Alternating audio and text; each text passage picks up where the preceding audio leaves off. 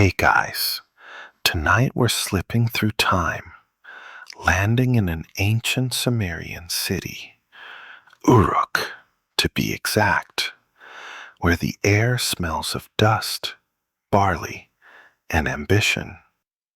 Picture yourself standing on a sun-baked street, squinting at mud brick walls that lean a little too close, while merchants shout and donkeys kick up clouds of grit. It's 3000 BCE, and this place hums with life, like a beehive with a side of chaos. You're not just visiting, you're living here, dodging stray goats and hoping you don't step in something unmentionable. Spoiler, you probably won't survive this without a few questionable stains on your sandals. So, before you get comfortable, take a moment to like the video and subscribe, but only if you genuinely enjoy what I do here. Drop a comment with your location and local time. I'm curious where you're drifting off from tonight. Now, dim the lights, maybe turn on a fan for that soft background hum, and let's ease into tonight's journey together. You blink awake in Uruk as the first rays of dawn creep over the horizon, painting the mud brick city in shades of gold and shadow. The air's already warm, heavy with the scent of baked earth and something faintly sour, maybe fermenting barley from a nearby brew house. Your bed, if you can call it that, is a reed mat on a rooftop, because down below, the house is a sweaty oven. You stretch, joints popping, and peer over the edge. Below, the city stirring. Women balance clay jars on their heads. Men haul baskets of dates. And a kid chases a scrawny dog through an alley. It's loud. Shouts. Laughter. The clatter of cartwheels on stone. You're in the heart of one of the world's first cities, a place where humanity decided to stop wandering and start stacking bricks. You climb down a rickety ladder, your feet hitting the packed dirt floor of your family's home. It's cramped, maybe 10 by 15 feet, with walls of sun-dried mud brick that feel like they might crumble if you sneeze too hard. The roof's flat, made of palm fronds and clay, perfect for sleeping under the stars when the indoors get too stifling. You duck through a low doorway into the street, and whoa, someone's ox nearly mows you down. These alleys are narrow, twisting like a maze, and they're already packed. You weave past a woman kneading dough on a stone slab, her hands dusted with flour, and a man sharpening a bronze knife with a whetstone.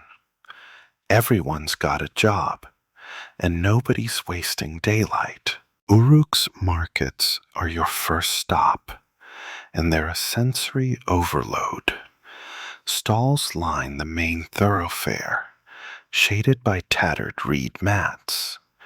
You smell ripe figs, smoked fish, and something suspiciously like unwashed feet.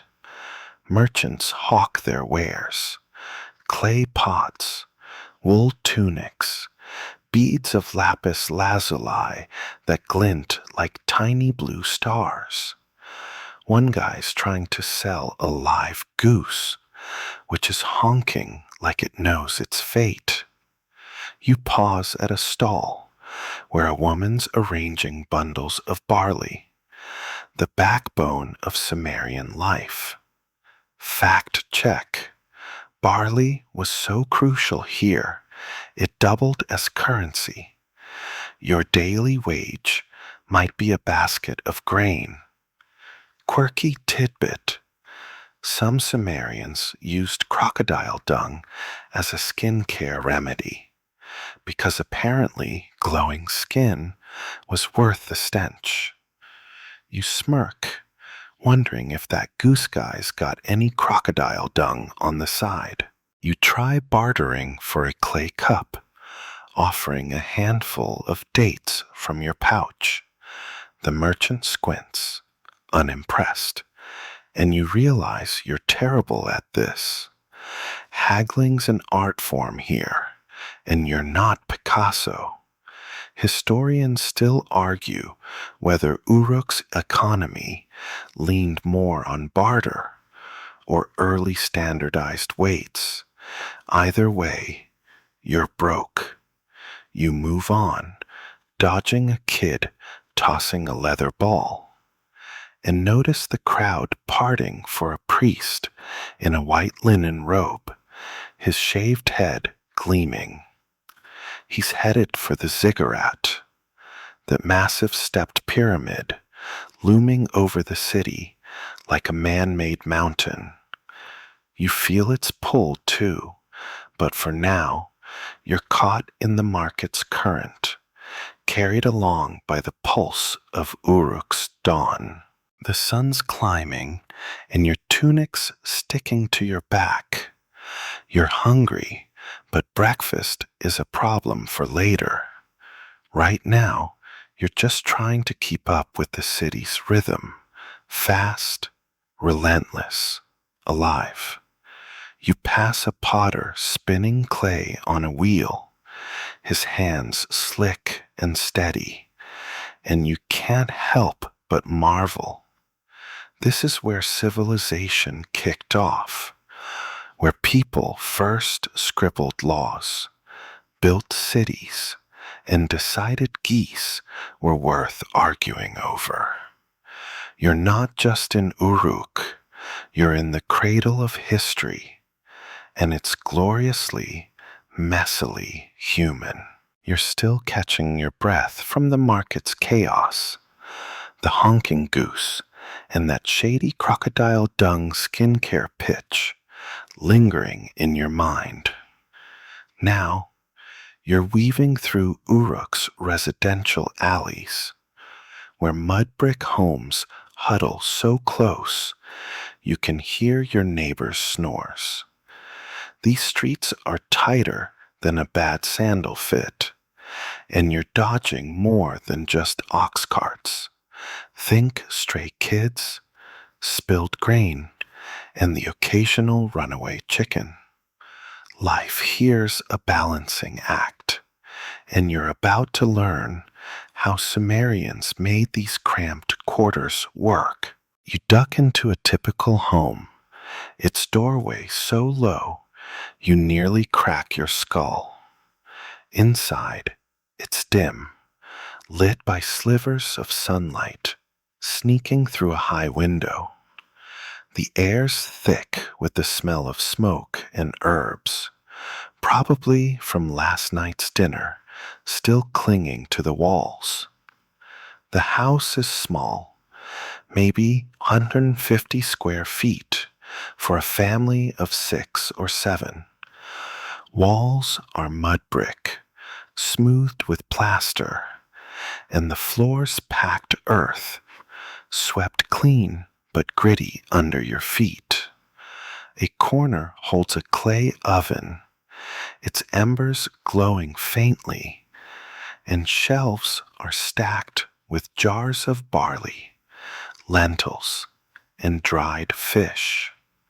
You spot a reed mat rolled up against the wall, someone's bed, unfurled at night when the rooftop's too chilly. You step outside to the courtyard, shared with 3 other families, and it's a hive of activity. A woman's grinding barley with a stone quern, her arms moving like a metronome. Kids are playing, tossing date pits in a game that looks suspiciously like ancient marbles. A man's weaving reeds into a basket, muttering about a late delivery. You try to help, but your basket weaving skills are, let's say, prehistoric. Joke 1. You're so bad at this, they might ban you from Uruk for crimes against craftsmanship. Life in these homes revolves around routine. Women run the household, cooking, weaving, raising kids, while men farm, trade, or labor for the temple. Fact check. Sumerian women could own property and run businesses, a rarity in ancient worlds. Quirky tidbit. Some families kept tiny clay figurines under the floor for good luck, like burying a creepy doll to ward off bad vibes. You kneel to check under a mat. No figurines, but you find a stray date pit and pocket it for luck. You wander deeper into the alleys where the vibe shifts. Laundry hangs on ropes, flapping in the breeze, and you smell fresh bread baking nearby. A kid bumps into you, giggling, and you realize personal space isn't a thing here. These neighborhoods are tight-knit, for better or worse. If you sneeze, your neighbor's gossiping about it by lunch. Historians still argue whether these dense layouts fostered community or just drove everyone nuts. Probably both.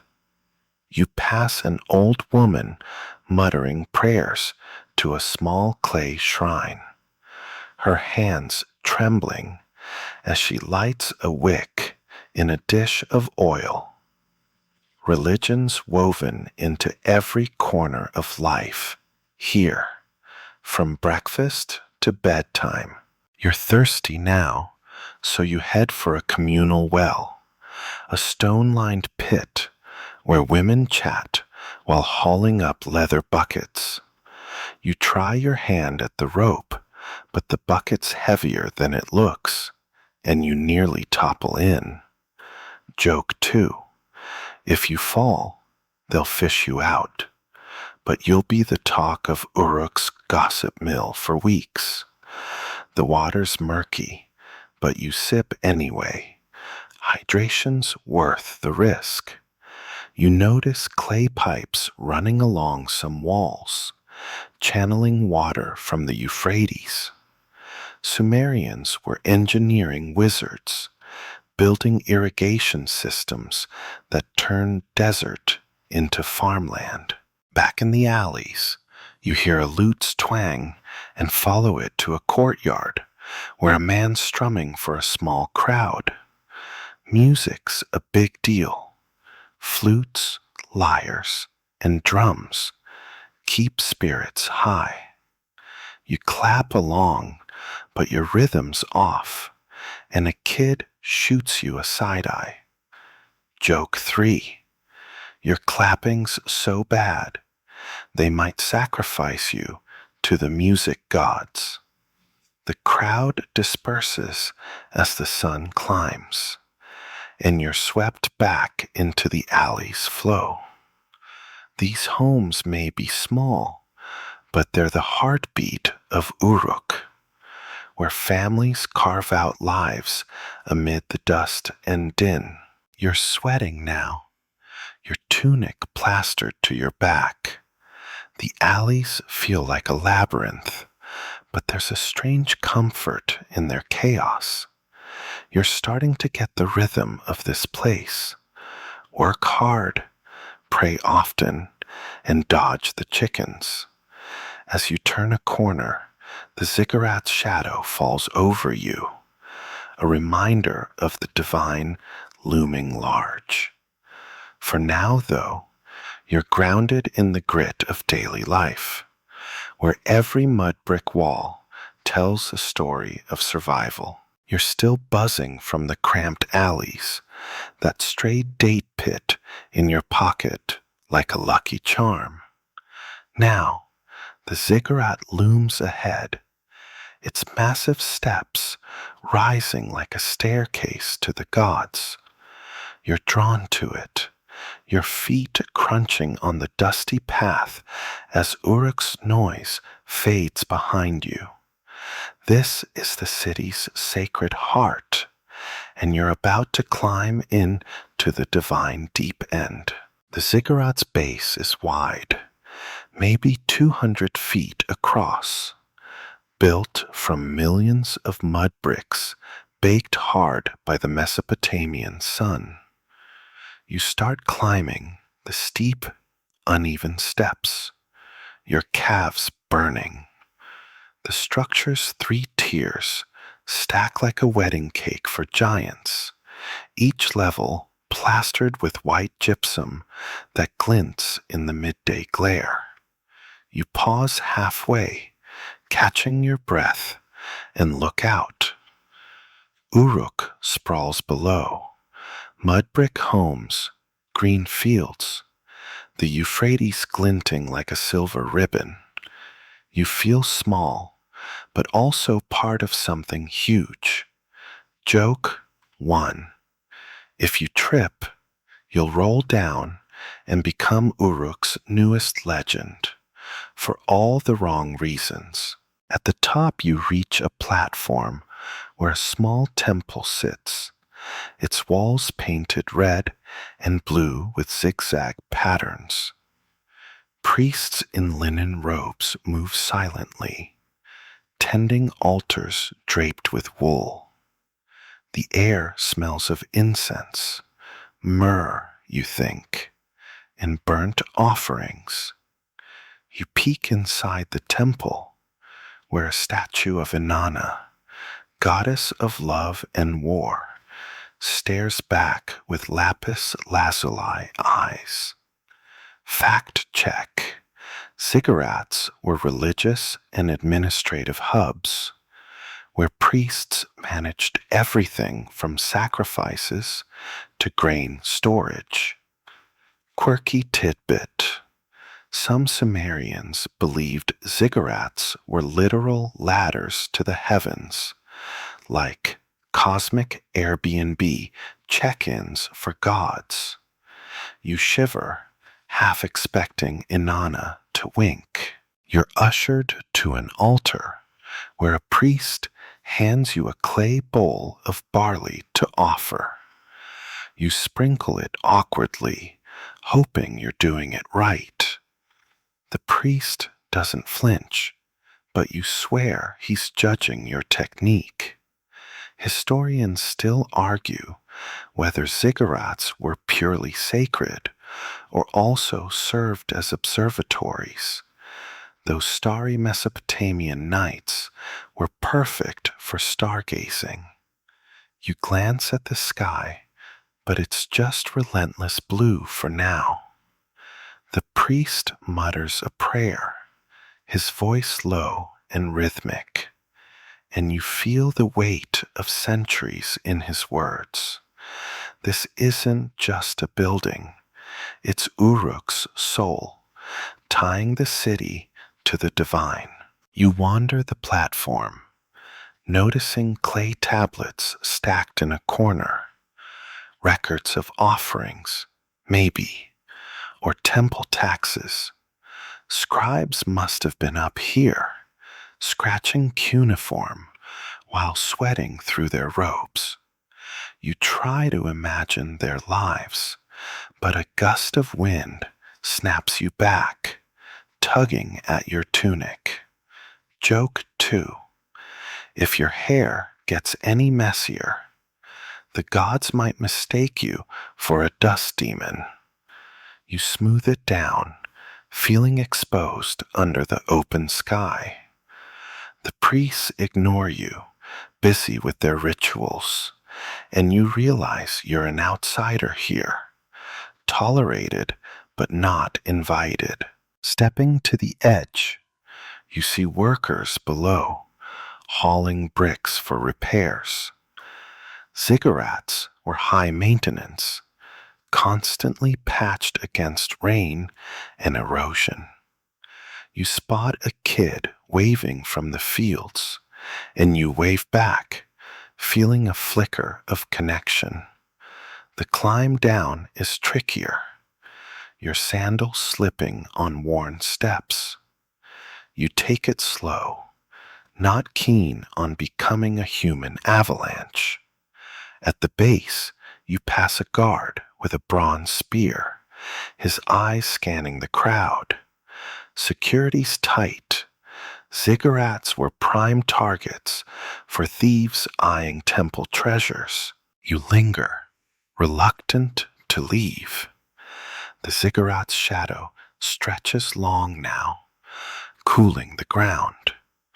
You think of that crocodile dung skincare from the market. Maybe the priests use something fancier up here, like rose oil. Joke 3. If they do, you're not asking for a sample. Divine glow's not worth the hassle. As you turn back toward the city, the Ziggurat's presence lingers, a reminder that in Uruk, the gods are always watching. You're not sure if that's comforting or creepy, but it's the pulse of this place. The streets call you back, their noise swelling as you descend. You're sweaty, awestruck, and maybe a little dizzy from the height. The Ziggurat's behind you, but its pull stays, like a whisper in your bones.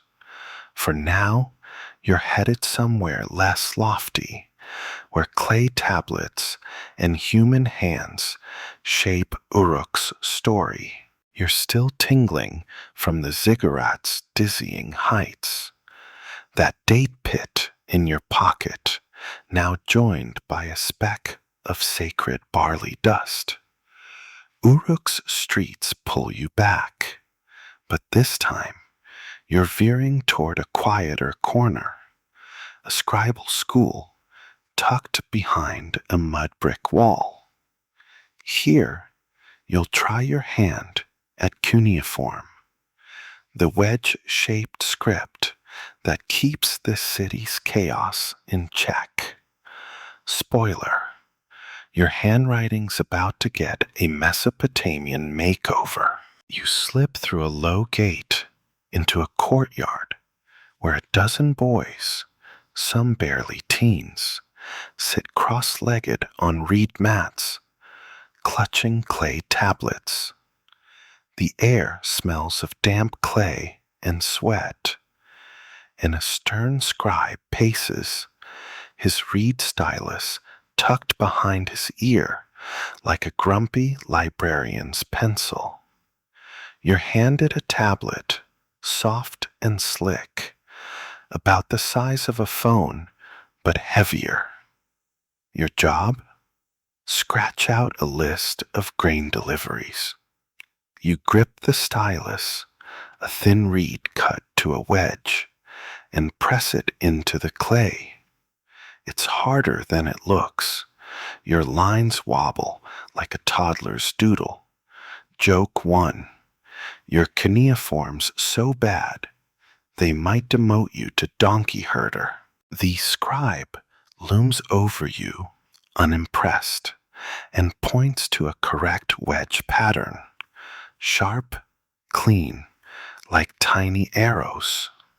You try again, carving signs for barley and 10 measures. Fact check. Cuneiform, one of the earliest writing systems, was used for everything from tax records to epic poems like Gilgamesh. Quirky tidbit.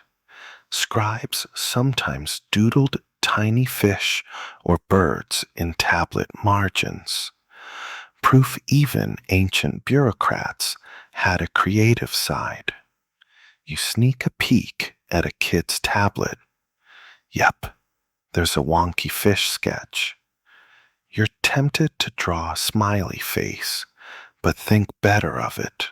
The courtyard's quiet, save for the scratch of styli and the scribe's occasional grunt. These kids train for years, memorizing hundreds of signs. You're just dipping your toes in, but the weight of their work hits you. Scribes are Uruk's memory, logging trade deals, laws, even love letters. Historians still argue whether literacy was widespread or limited to elites. Either way, you're struggling. Your tablet's a mess, and the scribe's glare says you're not cut out for this. You hand it over, half expecting a failing grade, but he just sighs and moves on. You step outside for a breather, the sun now high and merciless. Nearby, a clerk sorts tablets in a mud brick office, stacking them like ancient floppy disks. Some are baked hard for permanence. Others, like yours, are recycled if the clay's still soft. You spot a tablet with a seal impression, a cylinder rolled across it like a tiny branding iron. It's a signature, proof of authenticity. You're impressed, but also jealous. Your signature's just a smudge back home. Joke 2. If you had a cylinder seal, it'd probably just say, "Oops." Back in the courtyard, you notice a girl practicing cuneiform. Rare, but not unheard of. Women scribes existed, often in temples, though boys dominated the trade. You give her a nod, and she smirks, her tablet neater than yours. The scribe barks an order. Time to copy a hymn to Inanna. You're excused, thankfully, because your wedges are more abstract art than sacred text. As you leave, you pass shelves of tablets, thousands of them, Uruk's brain trust. They'll outlast the city, some surviving 5,000 years to puzzle modern archaeologists. You're back in the street, the scribal school's hush, replaced by Uruk's usual din. Your hands are clay-stained, and you're oddly proud, even if your tablet was a disaster. Joke 3. You're no scribe, but you'd make a great clay smudge artist. The Ziggurats shadow catches your eye, a reminder of the divine bureaucracy you just grazed. For now, you're hungry, and the smell of barley beer from a nearby tavern is calling. Scribes may run the city's mind, but its stomach is next on your list. You're still shaking clay dust off your hands from that scribal school fiasco. Your wonky cuneiform wedges haunting you like a bad report card. Uruk's streets are lively now, and your stomach's growling louder than a market goose. You follow a waft of roasted meat and yeasty barley beer to a bustling tavern where Sumerians are throwing a feast that's equal parts chaos and cheer. Time to join the party and see how these folks unwind. You squeeze through a low doorway into a courtyard packed with people. Long tables are laden with clay platters of flatbread, grilled fish, and dates sticky with honey.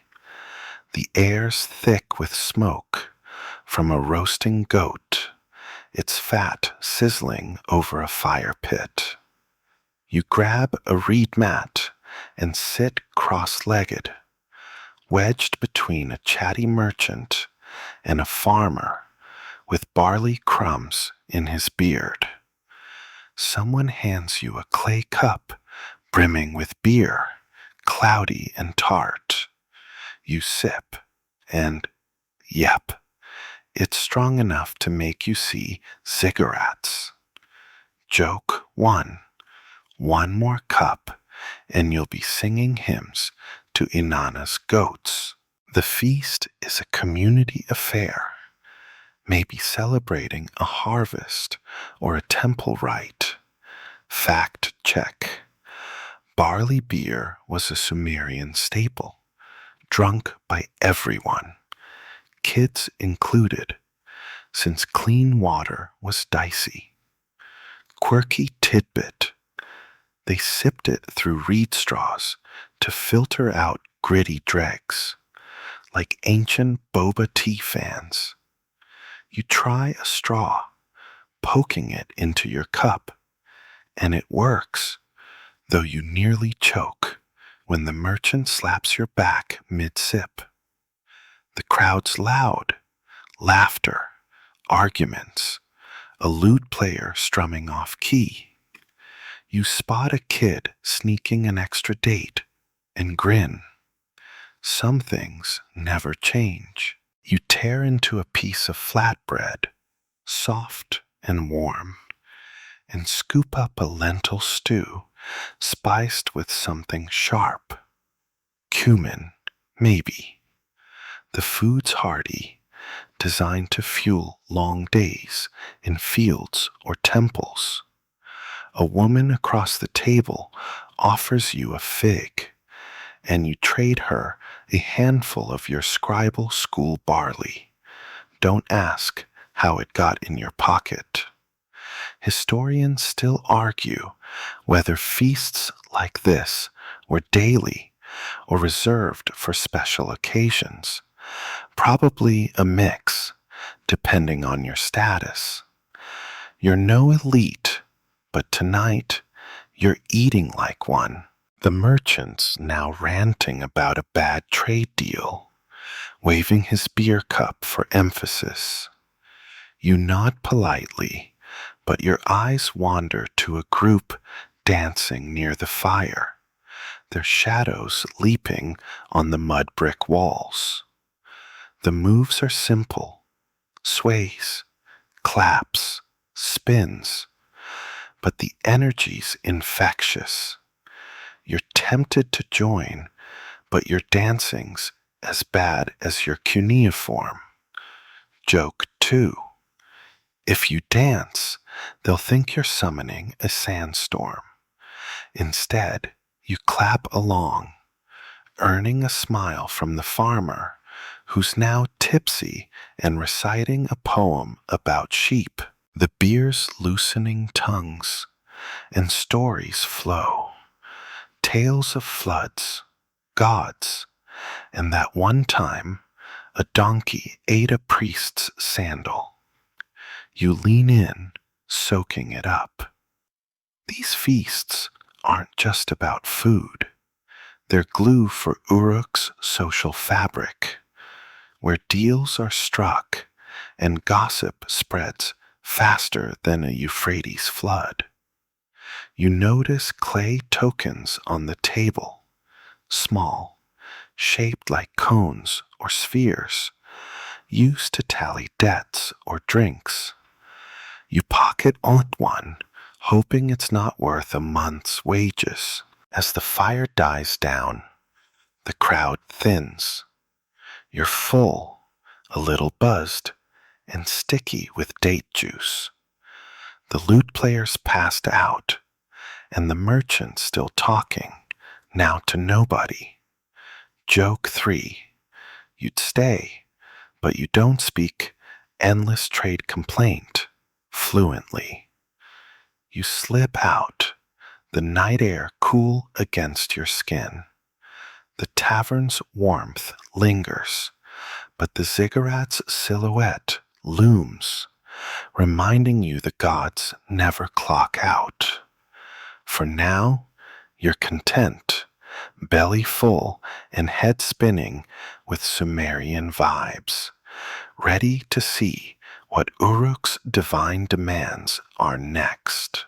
You're still buzzing from the tavern's barley beer, that sticky date juice on your fingers, a sweet reminder of the feast.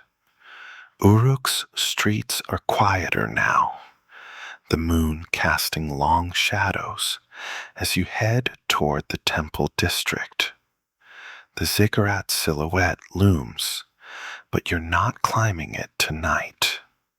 Instead, you're roped into labor for Inanna's temple, where the gods demand your sweat and maybe a little blood.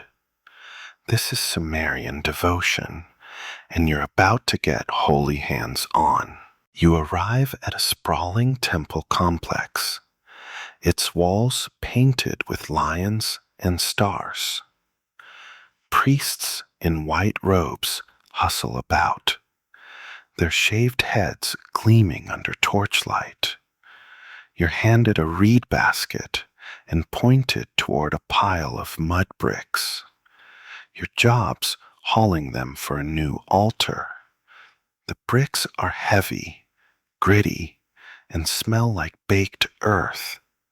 You trudge back and forth, your arms aching after 3 trips. Joke 1. If this is divine service, you're praying for a day off tomorrow.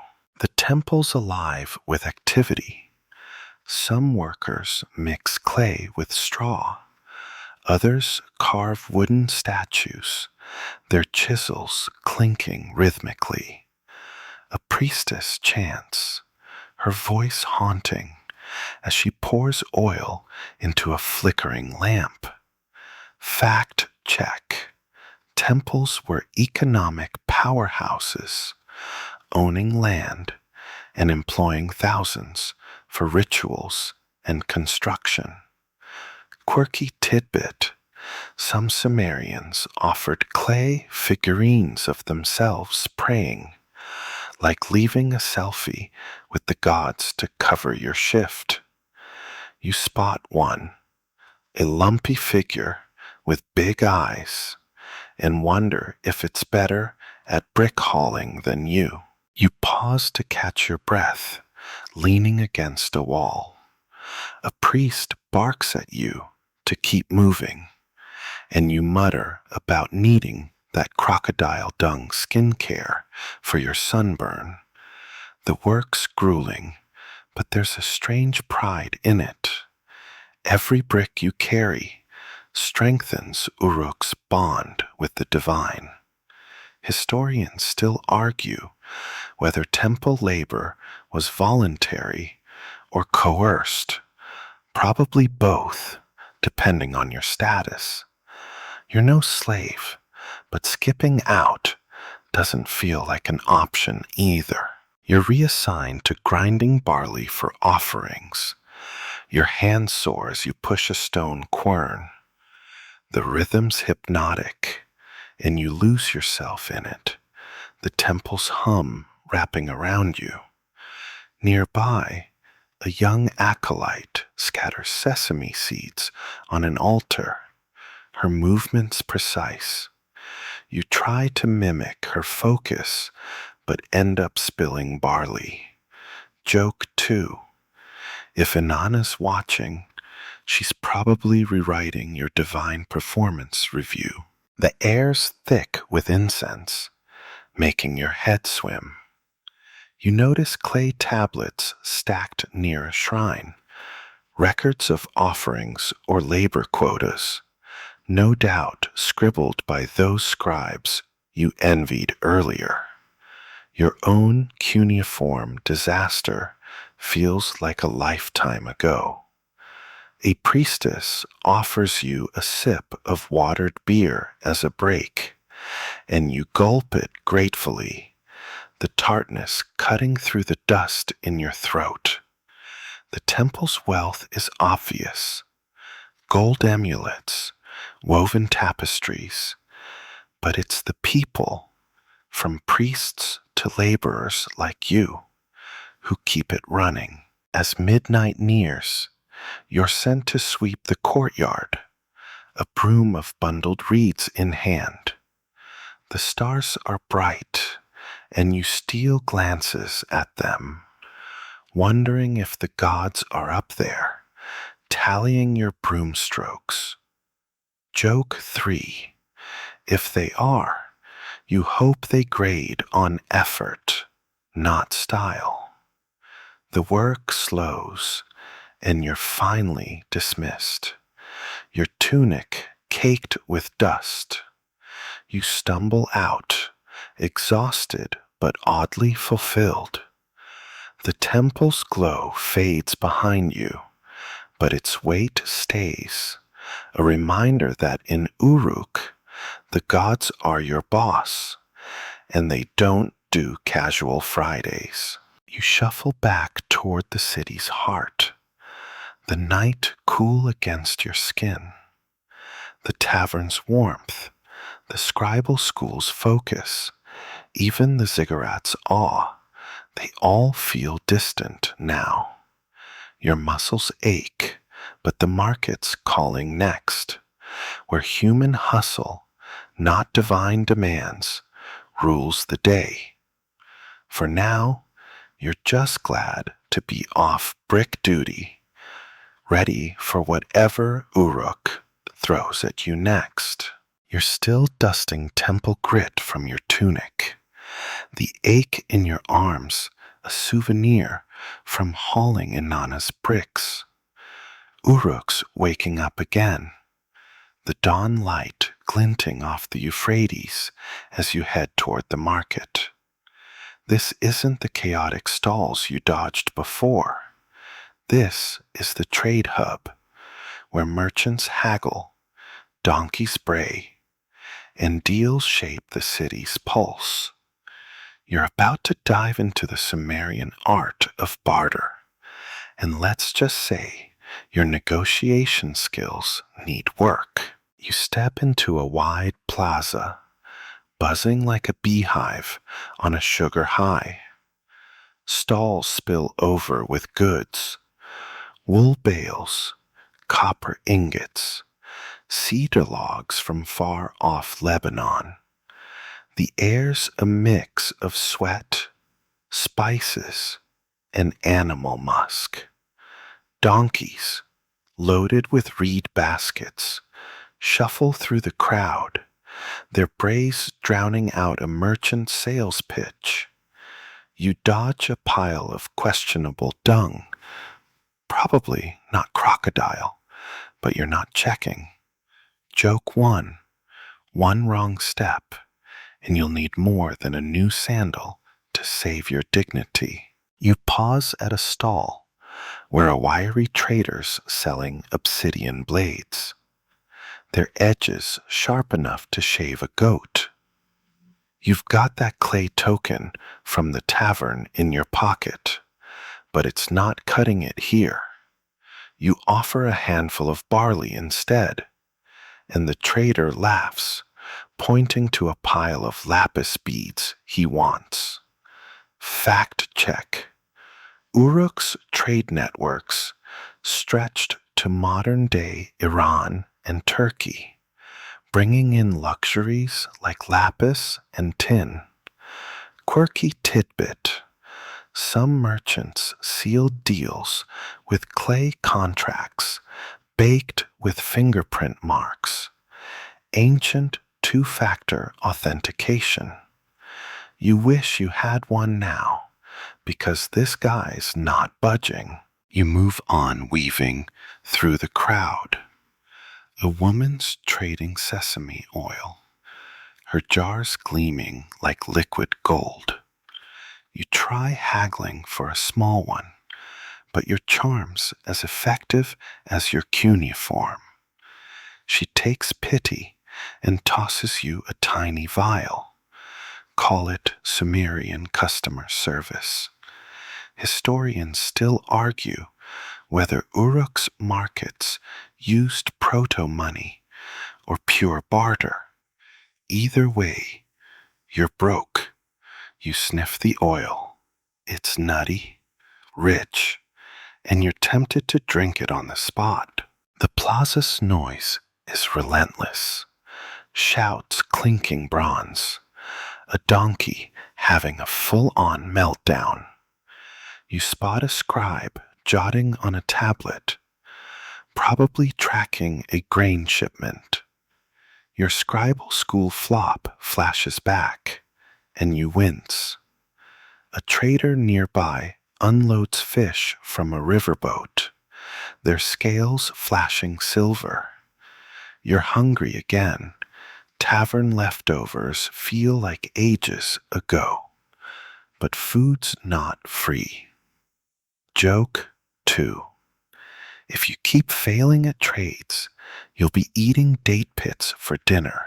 You wander to the edge, where foreign merchants camp with ox carts.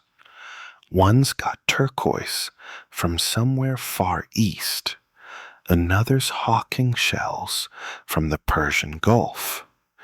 You overhear a heated argument about weights.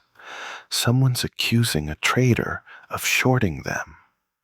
You steer clear, not keen on getting sucked into Sumerian market drama.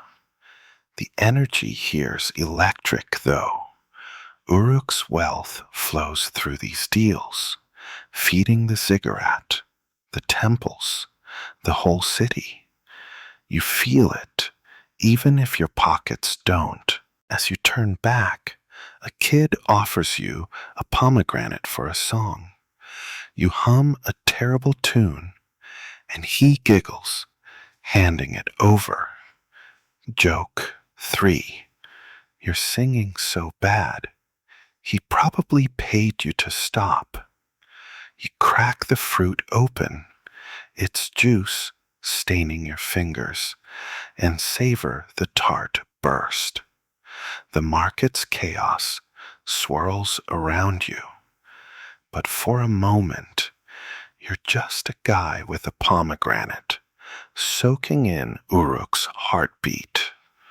The ziggurat's shadow looms in the distance, but here, it's human hustle that rules. You're sticky, broke, and loving it. The market's taught you one thing.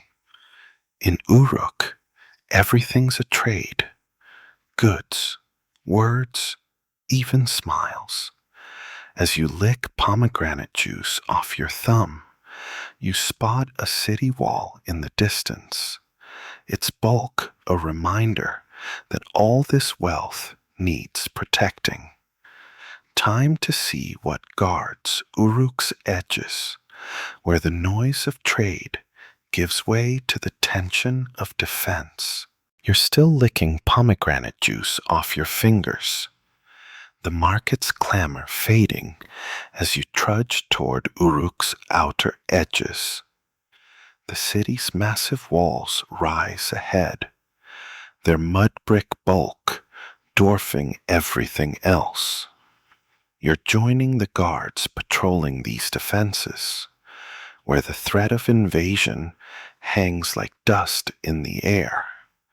After the market's hustle, this is Uruk's hard edge, where bronze spears and war drums keep the peace, or at least try to. You reach the base of the wall, its surface pitted by wind and time. It's thick, maybe 20 feet, and stretches around the city like a gritty embrace. You climb a ramp to the top, your sandals slipping on loose gravel. A guard hands you a reed torch. It's dusk, and shadows are creeping in. The view staggering, Fields of barley sway beyond. The Euphrates glints faintly, and distant hills blur into the horizon. You feel exposed, like a beetle on a rock. Joke 1. If raiders show up, your torch-waving skills won't scare them off. The guard, a grizzled man with a scarred cheek, points to a watchtower. You follow, clutching your torch. The air smells of dry grass and smoke from a signal fire. Fact check. Uruk's walls, built around 3000 BCE, were among the earliest urban fortifications, designed to deter rival cities like Kish. Quirky tidbit: some guards carved tiny game boards into the walls to pass time. Ancient tic-tac-toe for the night shift. You squint at the bricks, but spot no carvings, just a lizard skittering away. You pace the wall, the guard muttering about recent skirmishes. Rival cities covet Uruk's wealth. Those lapis beads and cedar logs you saw in the market. Historians still argue whether Uruk's wars were frequent or mostly bluster. Archaeology shows more trade than battle scars, but the tension's real. You grip your torch tighter, imagining war drums echoing across the plains. The guard snorts at your jumpiness and offers a swig of watery beer from a clay flask. You take it, grateful for the distraction, though it tastes like regret. Below, a caravan approaches, its donkeys laden with goods. Guards check their clay seals, passports of the ancient world. You're sent to help, holding the torch as a scribe inspects a tablet. Your scribal school flop feels like a bad dream now. You're just glad not to be writing. The caravan's cleared, and you're back on the wall, the night growing colder. Joke 2. If you shiver any harder, they'll think you're signaling the enemy. You notice slits in the wall, archer posts ready for trouble. The guard shows you a bronze dagger, its edge glinting in the torchlight. You're not trained for combat, but you're handed a sling and a pile of stones, just in case. You try a practice swing and nearly hit yourself. The guard laughs, a rare crack in his stone face. Uruk's safety rests on men like him, not wannabes like you. Still, you feel the city's pulse here, its need to protect the markets, temples, and homes you've walked through. As midnight nears, a drumbeat echoes from a distant tower, a signal, maybe, or just a bored guard's rhythm. You're relieved when your shift ends, your torch flickering low. Joke 3. You're so tired, you might sleepwalk into the Euphrates. You hand off your sling and stumble down the ramp, the wall's shadow swallowing you. Uruk feels fragile from up there, its wealth a magnet for trouble. The Ziggurats silhouette grounds you, but now you're craving the warmth of human connection, not cold stone. Time to find a family's hearth, where Uruk's heart beats softer. You're still shaking off the chill from the city walls, the flicker of your torch, and that slingstone fumble lingering like a bad aftertaste. Uruk's streets feel warmer now, the night air soft as you wander back toward the residential alleys. You're headed to a Sumerian household where family, love, and maybe a quirky clay doll or two keep the chaos of city life at bay. This is Uruk's heart, where the Ziggurats' shadow fades and human bonds take center stage. You slip into a mud brick courtyard, its walls glowing faintly under moonlight. A family's gathered here, parents, kids, a grandmother, sprawled on reed mats around a clay oven's dying embers. The air smells of baked bread and sesame, with a hint of the tavern's barley beer on someone's breath. You're welcomed with a nod and handed a cup of watered wine, tart but soothing. You sit, your legs grateful for the rest, and soak in the chatter. Joke 1. After the walls, this feels like a 5-star resort, minus the room service. The house is small, like the ones you saw before, but lived in. Walls scratched with kids' doodles, shelves holding jars, and a tiny clay doll with lumpy arms.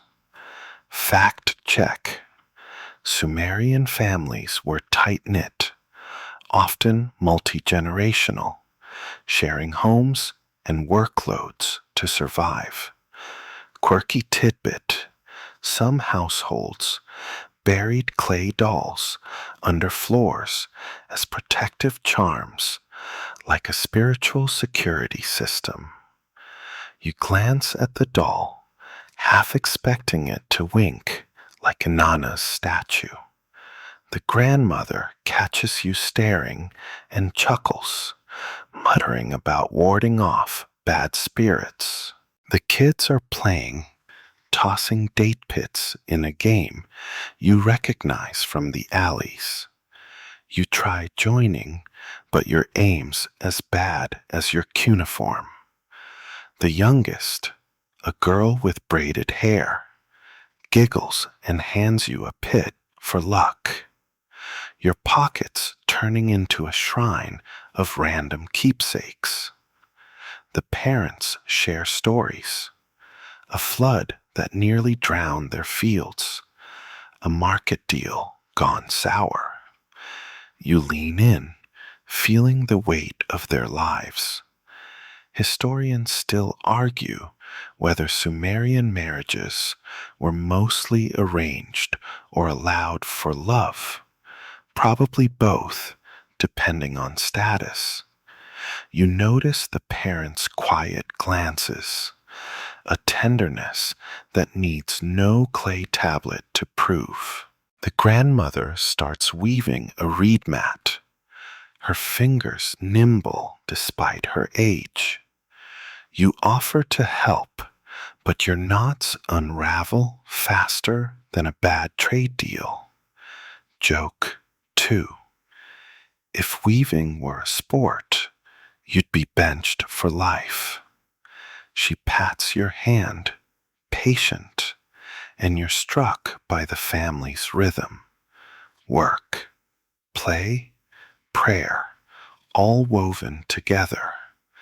A small shrine in the corner holds a clay lamp, its flame flickering for the household gods. The father adds a drop of oil, murmuring a prayer, and you feel the echo of the temple's rituals, scaled down, but no less real. As the night deepens, the kids curl up on mats, the grandmother humming a lullaby about stars and rivers. You're offered a blanket, and you settle near the oven's warmth. the day's dust settling in your bones. The family's love is quiet but fierce, a anchor against Uruk's relentless pace. Joke 3. You're so cozy, you might ditch the walls and move in until the rooster crows. For now, you're content, wrapped in their warmth. The cities hum a distant lullaby. The stars outside call, promising one last glimpse of Sumer's cosmic soul. You're still wrapped in the family's warmth, that clay doll's lumpy stare, and the grandmother's lullaby, lingering like a soft blanket. Uruk's alleys are silent now, the night deep and cool as you slip out of the courtyard. You're drawn to a quiet rooftop where the city's chaos fades, and the stars above offer a final glimpse into Sumer's cosmic soul. This is your last stop, where you'll gaze at the heavens and ponder the legacy of this ancient world. You climb a creaky ladder to the flat roof, your sandals scuffing against mud brick. The air's crisp, smelling of river reeds and distant smoke. You lie back on a reed mat, the same kind you slept on your first night here, and stare up. The sky's a tapestry of stars, brighter than you've ever seen, unmarred by city glow. Constellations you don't recognize seem to pulse, as if whispering Uruk's secrets. You half expect to spot Inanna herself, riding a chariot of light. Joke 1. If you see her, you're asking for a refund on that temple brick hauling gig. The Sumerians were obsessed with the stars, tracking them to predict floods and plant crops. Fact check. Their astronomers mapped constellations and lunar cycles, laying the groundwork for modern astronomy. Quirky tidbit. Some priests claim they could read omens in star patterns, like cosmic fortune cookies for kings. You squint, trying to spot a celestial goat or warrior, but it's just a dazzling mess of light. Historians still argue whether these star charts were purely practical or steeped in mysticism. Probably both, knowing Uruk's blend of grit and grace. You shift on the mat, your pocket crinkling with keepsakes. That date pit, barley dust, a clay token. Each ties you to the city's heartbeat, from markets to temples to family hearths. The Ziggurats silhouette looms nearby, a dark triangle against the sky, tying earth to heaven. You think of the scribes, their cuneiform tablets outlasting empires, and the guards on the walls, protecting this fragile cradle of civilization. Your own flops, wobbly wedges, bad bartering, feel small under this vast sky. A breeze carries the Euphrates murmur, and you close your eyes, imagining Sumerians centuries ago lying here, asking the same questions. What's out there? Why are we here? You're no priest, but the stars feel like an answer, or at least a good distraction. Joke 2. If you stare long enough, you might solve the universe, or just fall asleep. The roof's quiet, save for a distant dog's bark and the soft creak of palm fronds. Uruk's legacy, you realize, isn't just bricks or beer. It's this, the audacity to look up and dream. Your eyelids grow heavy, the stars blurring. You think of that crocodile dung skincare pitch from day one. Maybe the stars inspired that hustle too. Joke 3. If they did, you're not buying the cosmic skincare line.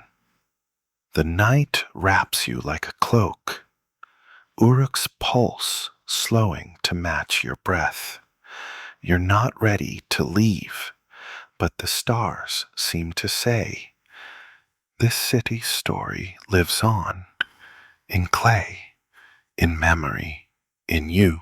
Now, let your shoulders sink, your breath soften. The stars over Uruk fade gently, their light blending into a warm, golden haze. You're drifting, carried by the Euphrates whisper, the city's dust settling like a lullaby. Feel the weight of your journey, markets, ziggurats, family hearths, melt into a quiet glow. You've walked where civilization began, touched its gritty heart, and that's enough for tonight. The alleys, the beer, the clay dolls, they'll wait, tucked safely in time's embrace. Let your thoughts slow, each one a soft ripple on a starry river. You're safe, you're here, and the universe is vast but kind. Close your eyes, let the hum of ancient Uruk cradle you and slip into dreams as gentle as moonlight.